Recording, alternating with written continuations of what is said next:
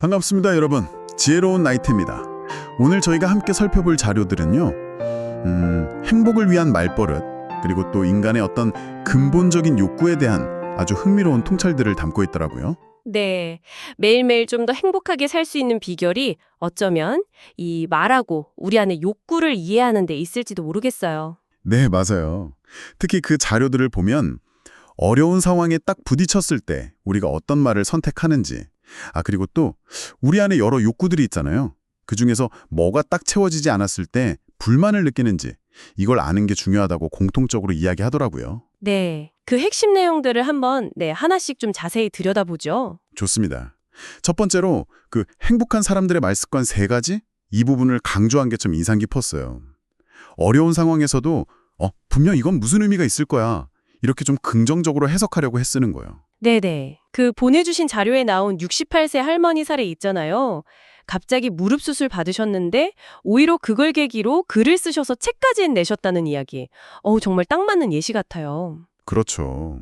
그건 이제 상황 자체에 너무 이렇게 빠져있기보다는 그 속에서 뭔가 의미를 찾아내려는 그런 능동적인 태도인 거죠. 네. 그리고 두 번째 습관, 무슨 해결 방법이 있을 거야 라는 믿음. 이것도 중요하다고 하잖아요. 맞아요. 뇌는 가능성을 믿을 때 해결책을 찾으려고 막 활발하게 움직인대요. 가능성을 열어두는 게 문제 해결 능력을 높인다고. 그 75세 어르신 사례도 기억나네요. 고령이라 대출이 진짜 막막했는데 포기 안 하고 계속 방법을 찾다가 결국 주택연금 사전 가입 제도를 발견해서 해결하셨다는 거예요. 네네. 바로 그거죠. 포기하지 않는 믿음. 그럼 마지막 습관은요. 피할 수 없는 일이면 이왕 할 거 좀 즐겁게 해보자 이렇게 생각하는 거. 이것도 일리가 있는 것 같아요. 그렇죠. 뭐랄까, 작은 태도 변화가 그 의무감에서 오는 스트레스를 확 줄여준다는 거죠. 가기 싫은 치과 가는 날, 끝나고 시장 구경 갈 계획 세워서 기분 전환했다는 그 70대 어르신 이야기도 있었잖아요. 맞아요. 그런 소소한 즐거움. 근데 이 모든 긍정적인 말습관의 바탕에는 결국 감사하는 마음이 있다고 자료에서 또 짚어주더라고요. 네. 그런데 또 다른 측면도 있었죠. 똑같은 스트레스를 받아도 유독 더 힘들어하는 사람들이 있다는 거. 그 부정적 사고의 특징 3가지 혹시 기억나세요? 네. 그 지속성, 확장성, 개인성 맞죠? 현재 안 좋은 일을 막 과거랑 미래까지 다 연결해서 크게 생각하고 지속성, 네. 그리고 특정 분야 실패를 막 삶 전체로 번지게 하고 확장성, 그렇죠. 마지막으로 모든 문제 원인을 그냥 다 자기 탓으로 돌리는 거, 개인성. 그 축구 경기 예시가 진짜 이해하기 쉬웠어요.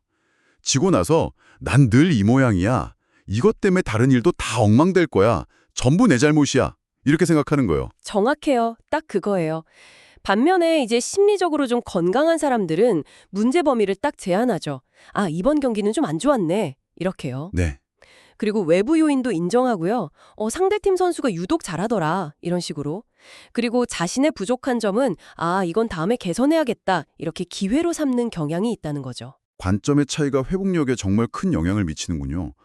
그리고 그 만성적인 불만이나 무기력감의 원인을 다룬 자료도 되게 흥미로웠어요. 이게 단순히 돈 문제만은 아닐 수 있다는 거. 내가 진짜로 원하는 게 뭔지 그 핵심 욕구를 잘 몰라서 그럴 수도 있다는 지적이요. 네네. 그 심리학 자료에서 나온 6가지 기본 욕구요. 생존, 의식주나 급여 같은 거. 힘, 그러니까 성취나 인정, 전문성 같은 거요. 그리고 자유, 자율성이죠. 또 사회적 관계, 재미, 마지막으로 의미. 6가지. 네. 근데 여기서 진짜 중요한 건 사람마다 이 6가지 욕구의 중요도, 그러니까 그 강도가 다 제각각이라는 점이에요. 그래서 지금 내가 느끼는 불만이 대체 이 6가지 중에 어떤 욕구가 좀 부족해서 생기는 건지 그걸 파악하는 게 문제 해결의 첫걸음이라고 자료들은 말하고 있더라고요. 그렇군요. 내가 관계를 좀 더 중요하게 생각하는 사람인지 아니면 성취감이나 자유를 더 원하는지 그런 나의 핵심 욕구를 아는 게 중요하겠네요. 바로 그거죠. 자신의 핵심 욕구를 알았다면 이제 그 다음 단계는 뭐냐? 그걸 건강하게 채울 방법을 고민해야 한다는 거예요. 건강하게요? 네. 건강하지 못한 방식이라는 건 그 과정에서 남한테 상처를 준다거나 아니면 사회적으로 좀 비난받을 만한 행동을 한다거나 스스로 막 양심의 가책을 느끼게 되는 그런 경우를 말하는 거죠. 아, 대신에 승화처럼 사회적으로도 인정받고 좀 건설적인 방식으로 욕구를 푸는 그런 지혜가 필요하다는 거죠. 그 마이크 타이슨 예시도 있었잖아요. 분노를 링 위에서 복싱으로 풀어서 오히려 존경받게 된. 네, 기억납니다.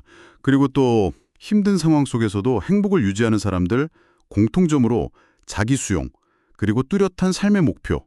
또 하나가 나를 깊이 이해해주고 공감해주는 지지자.